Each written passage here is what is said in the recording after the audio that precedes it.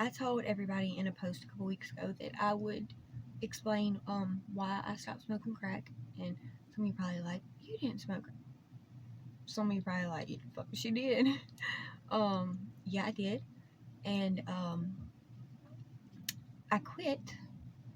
I smoked for like a year and a half. One night I was in bed sleeping, okay, and I had done made friends in my neighborhood. While I'm sleeping, and I hear a knock on the door. Doo doo doo. So I answer, and it's somebody I know. He's freaking out. Hey, I need your help. Come up here. And he wanted me to come to a house that I never went to because I didn't have no business there. But I'm like, okay, he needs my help. So I'm thinking people are fighting. I get to the house. There's another man there that I know, and then a woman I've never seen before. Well, to let the story tell it, I wasn't there. They went in half on $5 crack rock. Okay, $2.50 and $2.50. He wanted the whole rock and give her rat poison. So that's why I needed to come help, because they had a woman that was locked up, foaming up, and didn't know what to do with her. Well, one didn't, and when I got there, the other guy was going through her purse, and the lady was laid out on the floor. So I helped drag the lady out of the house because they couldn't call the cops there, because this is not where you bring the cops. I take her to the hospital, finally get her in my car. I thought the lady died in my car. She lived to be back at the house a week later. She wouldn't have made it had I not got her to the hospital. When I took her to the hospital, I told them that I found her at the store, because I live right beside a 7-Eleven, and there was a halfway house there too, so there was always traffic there.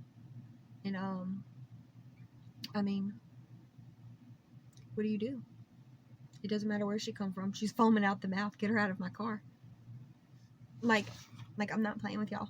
Like, this woman's coochie hair was coming out of the bottom, like literally coming out of the bottom of her skirt, and it was all on my seat. And yeah, it didn't even take the lady a full week to be back up at the house.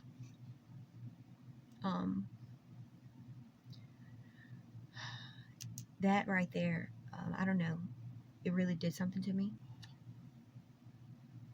I was a smoker. Ain't none know better than nobody else, but I've seen people do some pretty bad things to get high, and I really thank God that it didn't matter whatever I was on. I've never been scandalous. I've never been a shitty person, but I've seen it do some wild things to good people, and putting your own life back in jeopardy like that.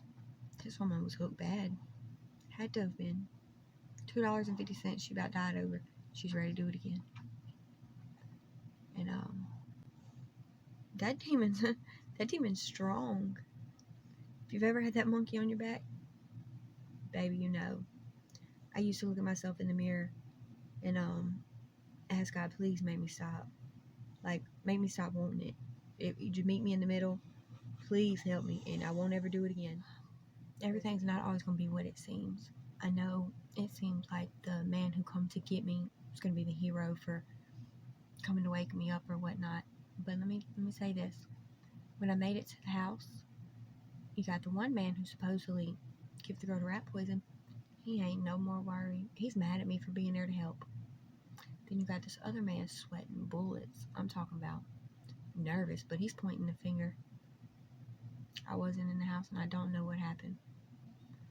But that's the game you play when you're living a street life. I watched a man get pistol whipped in my front yard over an iPhone 7 charger. And he didn't get whooped over the charger. He got whooped because he stole out of somebody's car, and they was letting him sleep in it. You learn to mind your business. And if it don't concern you, then you can walk away. Walk away. Y'all, I don't want nobody to think like I get on here preaching because I've just got life all figured out, because I don't. I swear I don't. I've just fucked up so much and been fucked up so much that I try to avoid it now. Now, being nice also has its perks. Like, one night I was walking back from the store and I didn't know there was a man following me. Well, this man didn't know that there was a bando, which empty house, okay, with no electricity. And they had some men that was sitting up in there getting high, and they loved me. So they seen him. I didn't even know he was following me, but they did. Baby, when I tell you, these men come up out that house and come unglued. Do you hear me? Man, I mean, I almost feel bad for the dude, but that's what you get. But baby, they was always watching for me. Somebody was always watching for me. So, like I said, I learn every day, y'all. I learn every day. And today,